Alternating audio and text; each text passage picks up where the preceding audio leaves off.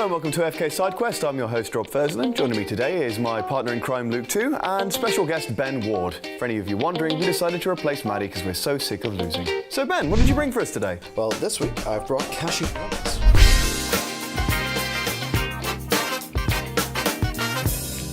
So basically, in Cash and Guns, you get a gun and there's some loot, and basically it's about dividing up the loot after your score.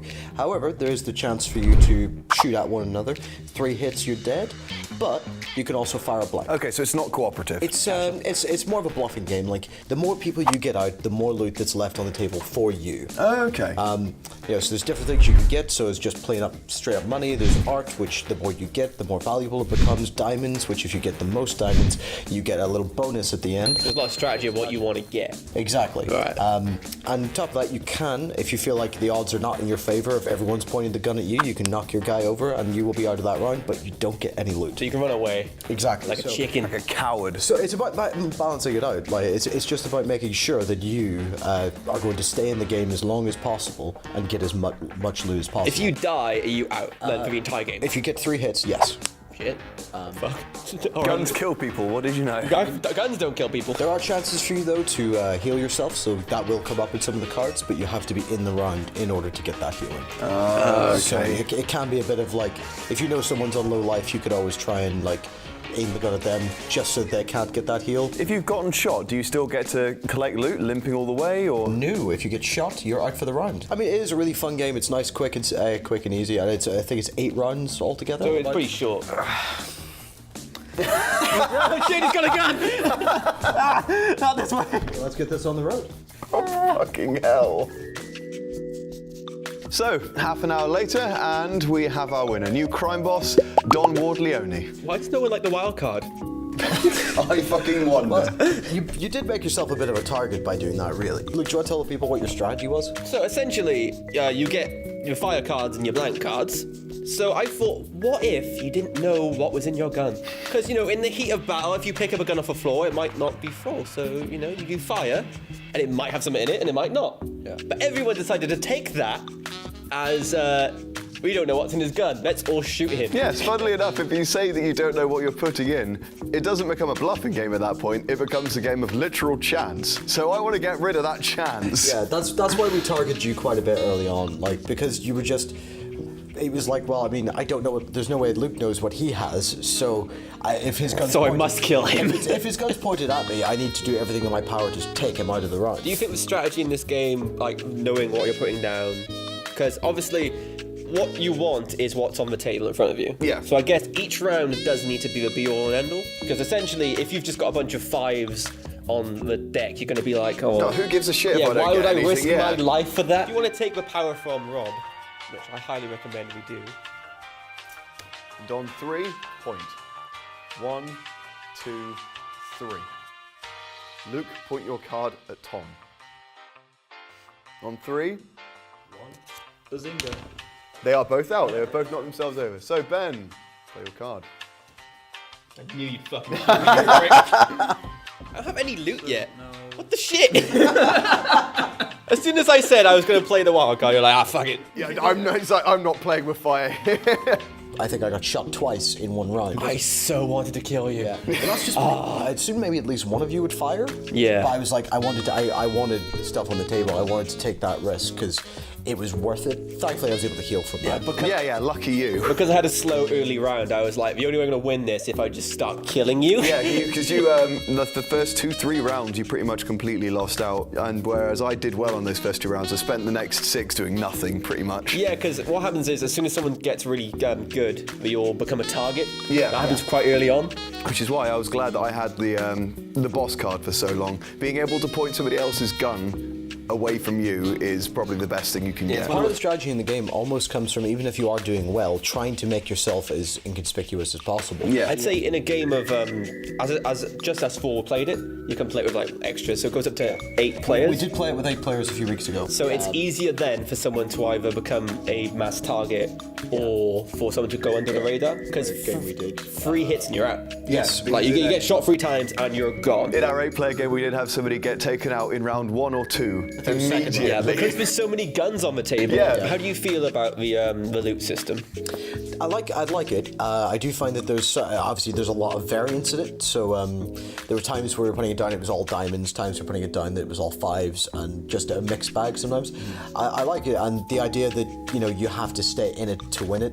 Yeah. I do like how that works. It's another thing with bigger and smaller games where you could be competing with someone to get the diamond or compete with someone to get the more paintings. Yeah, I was competing for paintings pretty much all the way throughout. I kind of was keeping track, and then I started missing, and then that kind of made paintings worthless to me. Like if I just focused money, I probably would have been better off. You see, I started going for the paintings just because I knew that other people wanted them. Yeah. Just to stop people getting them. One thing I found frustrating is the looting system where it goes clockwise from the dawn. Yeah. So it means even if you get quite far in, if a lot of you are still in the round, if you're the third person in the row, then it's just by chance that they're going to take what you want. There was surprisingly little boss swapping. I was expecting more people to be trying to grab that as quickly as they could. I did become the boss for a little while. I think everyone. You guys are power hungry. You guys are kept trying to It's have the the bosses best thing to yourselves. be in this game. In a game with only 4 people, being the boss makes so much more of a difference because there's so few guns on the table.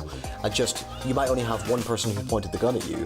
You can, if you're the boss, you can immediately negate that and have that person pointing at someone else. So then you don't have to worry. The loot is yours for the round. I always try to keep a hold of at least one bullet till close to the end of the game, just so that you have that chance. Because if people know you only have blanks, so if people count and see that you fired 3 shots, which is admittedly probably a lot more difficult. So don't play with an accountant. When you have an 8-player game, that becomes increasingly difficult to keep track of. Oh yeah, because you don't know who shot and when. It could Exactly. be anybody.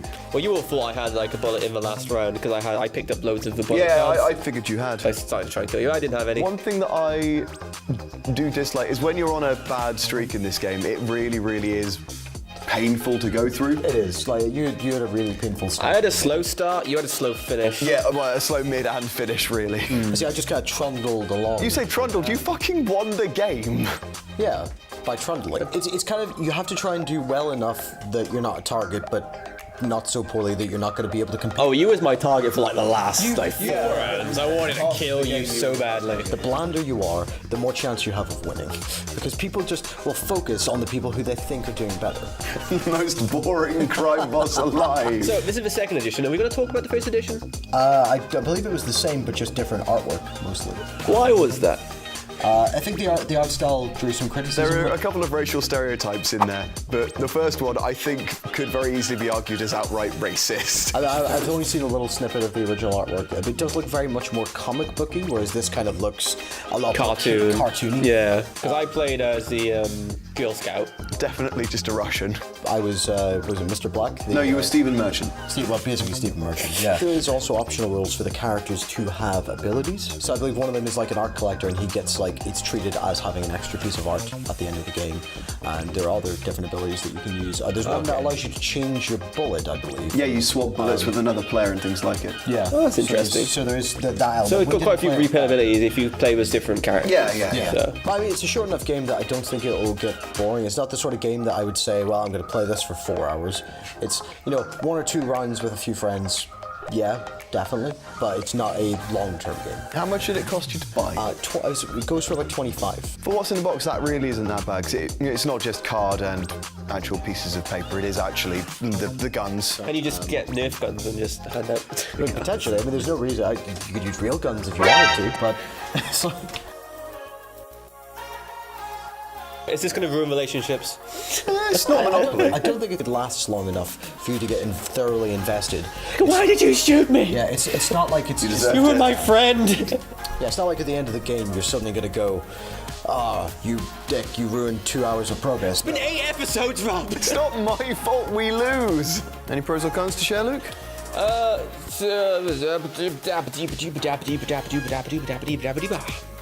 Thank you, Luke. Ben? I think I've pretty much covered everything, but yeah, it's really nicely designed. I like the art style. It's a fairly priced, pretty decent party game. In fact, actually, it even says in the box it won the Board Game Geek Party Game Award. I'd say maybe the only cons are that it does have, it isn't a very deep game, so if you're looking for something that's going to, that you're going to play for quite a while and there's a lot of strategy, this is not the game, but for a fun, quick muck about with friends, Yeah. definitely. After 3? 1, 2, 3. Thanks, guys. So, with that, we'll call this review to a close. Thank you very much for joining us. If you've enjoyed this, then make sure to like, share, and subscribe. And if you want to see any more of our board game reviews, please check our channel. So, for the very final time, I'm Rob Fersland. Thank you for joining us. Goodbye.